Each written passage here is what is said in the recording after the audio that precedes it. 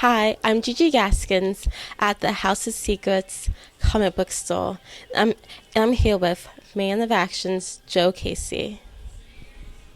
So I have a few questions to ask you. So how did you get your start in comic book writing? It was very long ago. It's hard to remember.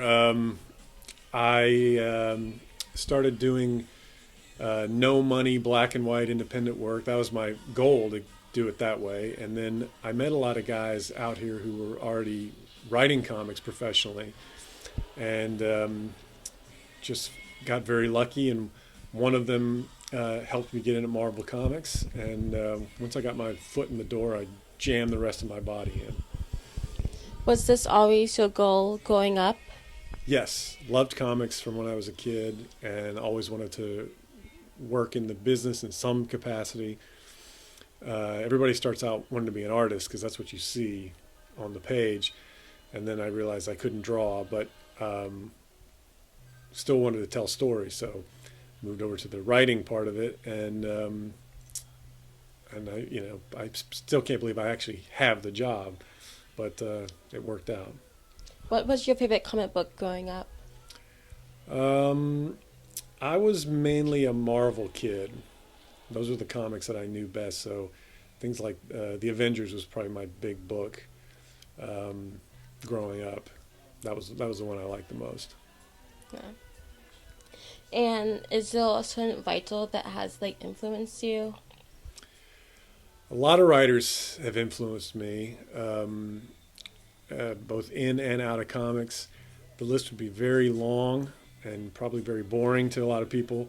I tend to gravitate towards writers that aren't superstars in the medium. They are to me, but I mean, yes, there's the Alan Moores, the Frank Millers, guys like that, but there's also writers like Mike Barron and who wrote a comic book called Nexus in the '80s. There's a writer named David Michelinie who wrote Iron Man in the '80s. A lot of the movie stuff was based on his work.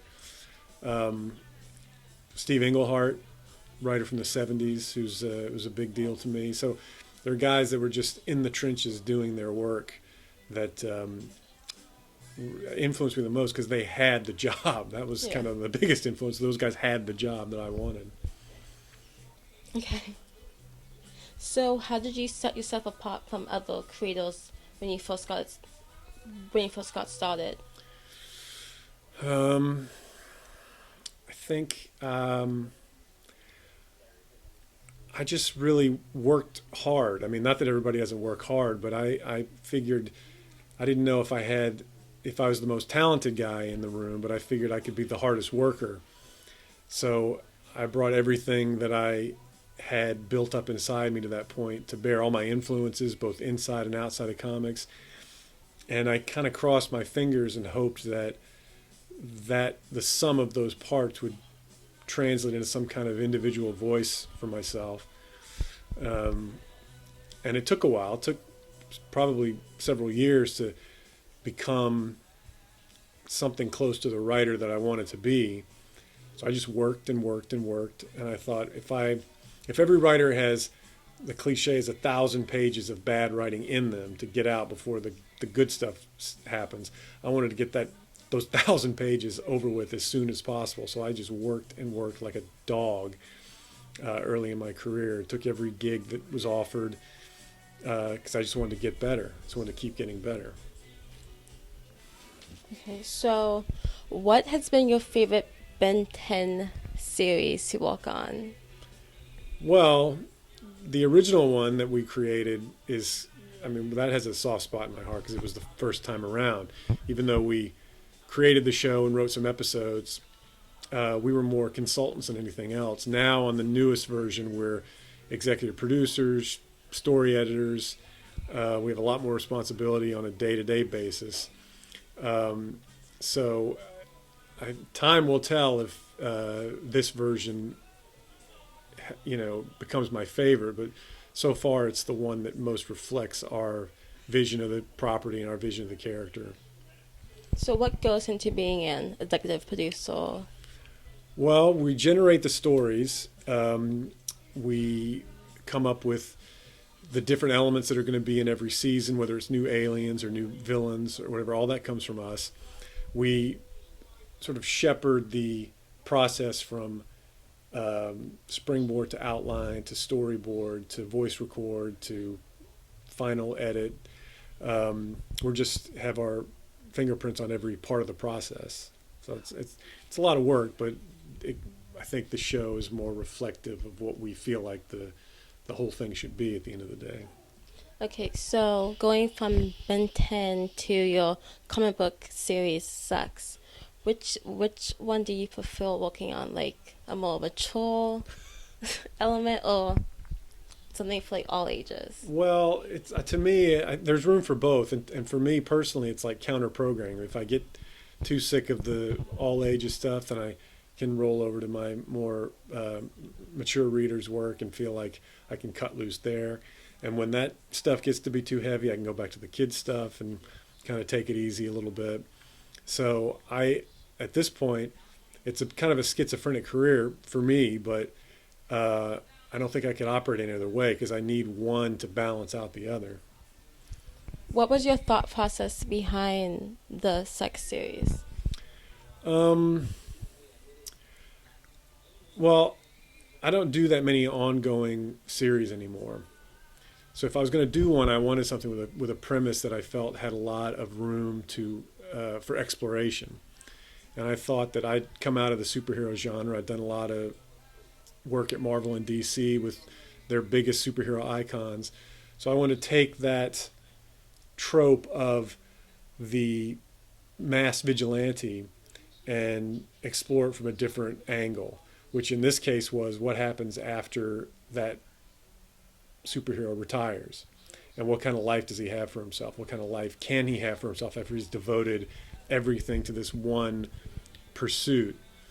There's meta commentary in it, in the fact that the lead character Simon Cook in a way represents the grown-up superhero comic book fan, which, as much as we love this stuff when we're kids and love it very innocently, at some point we got to grow up and realize, come to terms with how we feel about these characters and these concepts that were really made for children originally.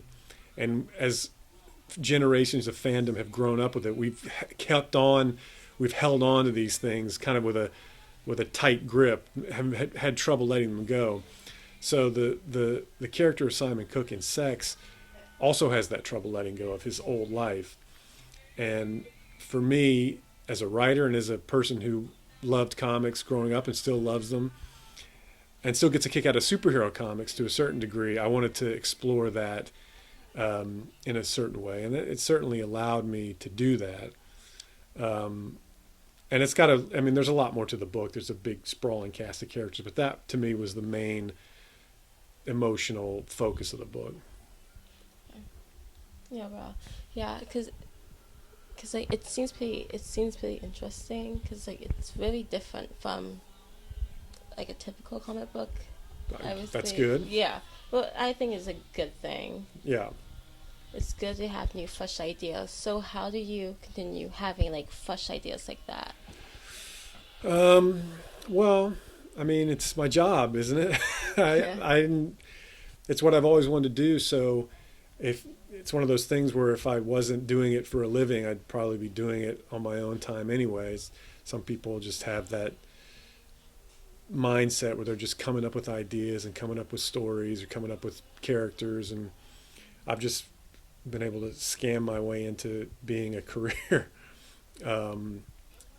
So to me, it's just a very natural way that I am, I guess. I don't know. I don't like to put too fine a point on it because I don't want to jinx it. I've been lucky that I've been able to keep coming up with new things and find new ideas that excite me and that I want to do. Making a comic book from scratch is hard work. So you have to be inspired. You have to be up for the challenge of just doing the physical work to put something out into the world that didn't exist before. So I kind of depend on my level of inspiration and excitement about the things that I do come up with to sort of carry me through the parts of the job that are more of a slog, Yeah. So moving on to Disney, what was Uh-oh. your Moving on to Disney, yeah? folks. So what was your thought process behind Big Hero 6? Well, there wasn't much of one. I mean, my partners in Man of Action came up with those characters in a comic book they were doing for Marvel Comics. Um, and they were apparently on a list of properties that Disney Animation was looking at. Like, once they bought Marvel, how could they get involved in Marvel characters without stepping on the toes of what the Marvel Studios is doing? And Big Hero 6 was, I guess, just so obscure, but seemed to have some quality that they responded to.